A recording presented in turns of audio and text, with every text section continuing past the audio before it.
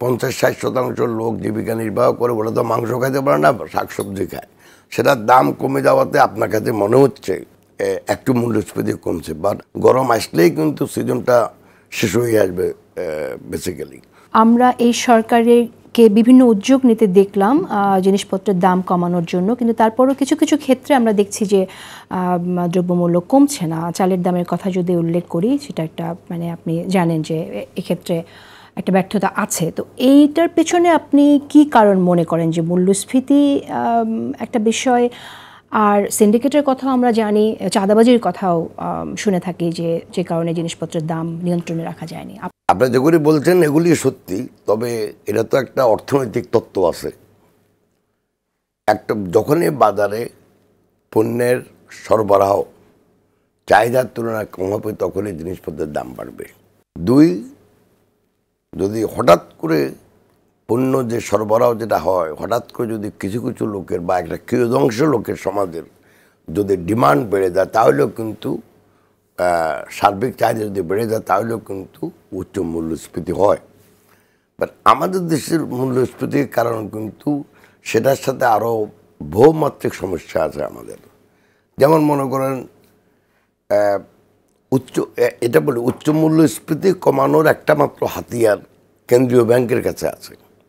সেটা হলো যদি সংকুচিত মুদ্রানীতি ফলো করে, তাহলে যদি টাকা সরবরাহ কমিয়ে দেয় বাজারে, তাহলে মানুষের ডিমান্ড আস্তে আস্তে কমে যাবে, বিকজ মানুষের কাছে টাকা অত থাকবে না।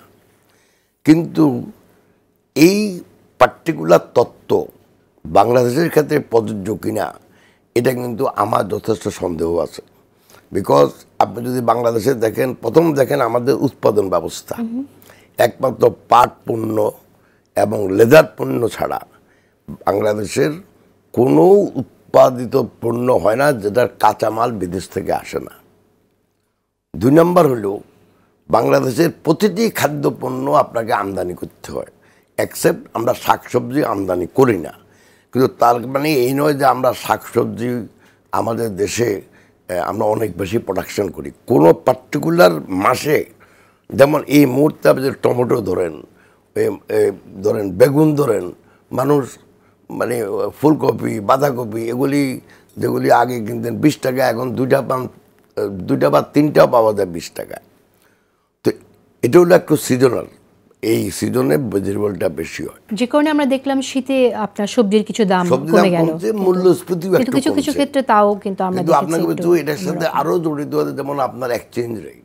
গত বছর মনে করেন এই দিনে ছিল 88-89 টাকা $1, এখন হচ্ছে 122 টাকা। তাও আমি মনে করি কৃত্রিমভাবে সেই দাম ধরে রাখা হয়েছে। দুই নম্বর আপনি আসেন আমাদের শুল্কের প্রভাব।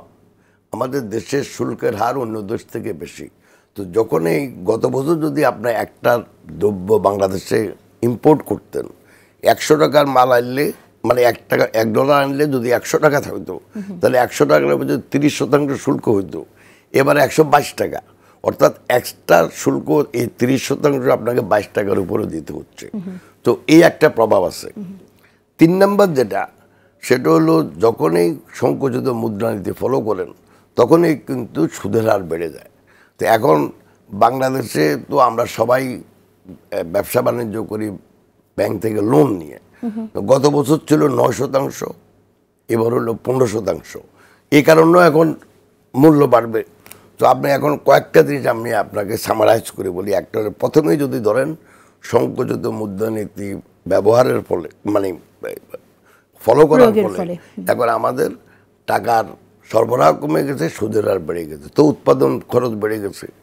দুই, এক্সচেঞ্জ, আমাদের টাকার মূল্য কমে যাওয়াতে এখন আমাদের ইম্পোর্টেড গুডস বা র মেটেরিয়াল বা খাদ্যপণ্য যাই আপনি বলেন, সেটা আমাদের দাম বেড়ে যাবে এখন। 3, শুল্কের প্রভাব পড়তেছে এটার উপর। তো এই সবগুলোকে যদি আপনি একত্র করেন, তাহলে উচ্চ মূল্যস্ফীতি শুধু সংকুচিত মুদ্রানীতি ফলো করে কমানো যাবে না বলে আমার বিশ্বাস। সেজন্যই এই মুহূর্তে গত মাসে একটু কম ছিল, বিকজ আমাদের তো শতকরা 50-60% লোক জীবিকা নির্বাহ করে, ওরা তো মাংস খাইতে পারে না, শাকসবজি খায়। সেটার দাম কমে যাওয়াতে আপনার কাছে মনে হচ্ছে একটু মূল্যস্ফীতি কমছে, বাট আমি মনে করি এটা আবার আগামী মাসে হয়তো বেড়ে যেতে পারে, যখন সবজির শাকসবজির মূল্য একটু বেড়ে যাবে। গরম আসলেই কিন্তু সিজনটা শেষ হয়ে আসবে বেসিক্যালি। তো সেজন্য আমি বলি, যেই দেশে প্রতিটি পণ্য আমদানি নির্ভর, যেখানে টাকার অবমূল্যায়ন ঘটছে, সেখানে সংকুচিত মুদ্রানীতি যদি ফলো করেন, তাহলে এটা পুরোপুরি আরও সম্পূর্ণভাবে মূল্যস্ফীতিকে আরও অ্যাগ্রিভেট করবে।